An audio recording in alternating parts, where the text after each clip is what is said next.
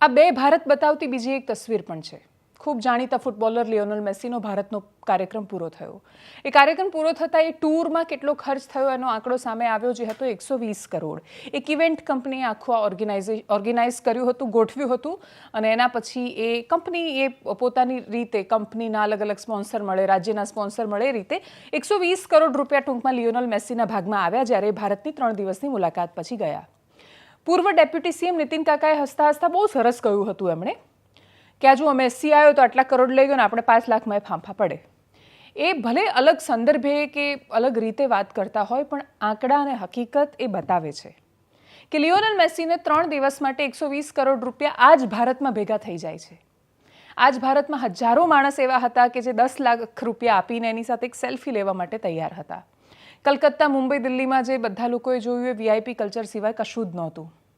એક બાજુ જ્યારે મુખ્યમંત્રી કોઈનું પણ સન્માન કરી રહ્યા હતા, લિયોનેલ મેસી સાથે મુખ્યમંત્રીના પત્ની હોવાના નાતે અમૃતા ફડણવીસ સેલ્ફી લઈ રહ્યા હતા। કલકત્તામાં હજારો ફેન પૈસા ખર્ચીને આવ્યા હતા। એ મેસીને સરખી રીતે જોઈ પણ ન શક્યા, એને ફૂટબોલ રમતો જોવાની વાત તો બાજુ પર જવા દો।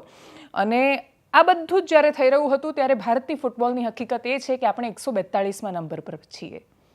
આપણે એશિયાના ટોપ 24 દેશોમાંથી પણ નથી। આપણે 150 કરોડનો દેશ છીએ। ફૂટબોલની એક ટીમ તો નીકળી શકે જ્યારે લિયોનેલ મેસીના આટલા હજારો લાખો ચાહકો હોય, ફીફા વર્લ્ડ કપ જોવાવાળા આટલા બધા લોકો હોય, કેમ કે મેસીના ચાહકો છે એનો મતલબ કે એમને ફૂટબોલ પસંદ છે, અને એનો મતલબ એ કે ફૂટબોલને જોનારો, રમનારો એક વિશાળ વર્ગ છે। પશ્ચિમ બંગાળ જેવું તો રાજ્ય આના માટે, ઇવન એ સિવાય પણ દક્ષિણ ભારતના કેરળ બાજુના વિસ્તારોમાં પણ ખાસો પ્રભાવ છે ફૂટબોલનો।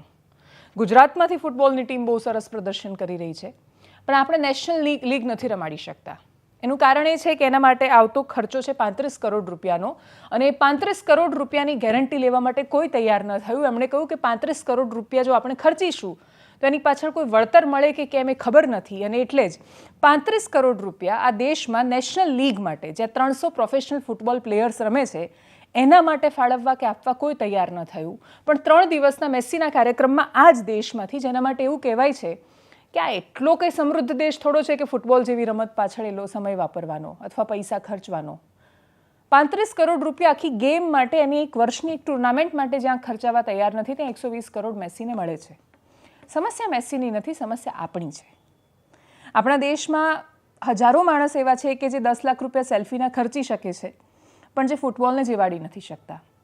એશિયાની ટોપની 24 જે ટીમ છે, એટલે ઓલ ઓવર ફૂટબોલમાં એશિયા બહુ જ નબળું પ્રદર્શન કરતો ખંડ ગણાય, અને એ ભૂભાગમાં પણ એની 24 ટોપની ટીમમાં ભારતનું સ્થાન નથી। એટલે 150 કરોડનો દેશ કે જે 3-4 વર્ષ માટે આખી લીગ રમાડી શકે એટલો ખર્ચ એક ફૂટબોલરને જોવા માટે કરી દે છે। પણ ફરીથી આ બે ભારત છે ને આ બે ભારતની બે તસવીર છે। નીતિન કાકાએ ભલે અલગ સંદર્ભે કહ્યું હતું, પણ એમની વાત બહુ જ પ્રાસંગિક છે, સાંભળીએ એમને। સોશિયલ મીડિયામાં બધા પોતપોતાનું જ ચલાવી જાય છે। કાલે પેલો મેસી આવ્યો તે મેસી 50 કરોડ લઈને જતો રહ્યો ભારતમાંથી, અને અહીં 5 લાખ માટે આ બળદેવભાઈ ફાફા મારે છે। આપણે બધા ફાફા મારીએ છીએ। 50 કરોડ લઈ ગયો, વધારે લઈ ગયો। મેં તો જે છાપામાં વાંચ્યું, હૈદરાબાદમાં તો એની જોડે ફોટો પડાવવો હોય તો 10 લાખ રૂપિયા બોલો, અને એમાં લાઈન લાગી હતી।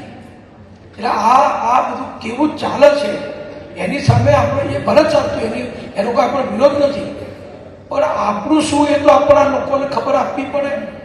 એટલા માટે વંદે માતરમ ગીતની આખી ચર્ચા થઈ, અને એમાં બધા વિષયો જે આવ્યા